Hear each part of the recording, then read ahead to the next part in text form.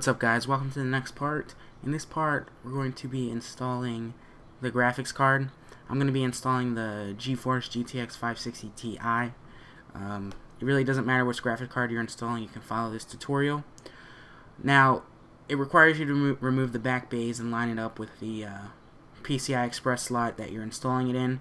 Look on your motherboard manual for the slot that brings the best performance. Mine was the first one up here. And you pretty much just have to remove the slots. I had to remove 2 from the top down, and I'll just put the other one back on when I'm done. But once you have those removed, just you have to line the lines up, that line and this line with the slots in the motherboard. And as you can see there, just like the RAM, pretty much the same exact thing. So just slide it in and push in until it snaps in place. It will take some force. I actually had to hold the case and the camera at the same time, so that's why it's a little shaky.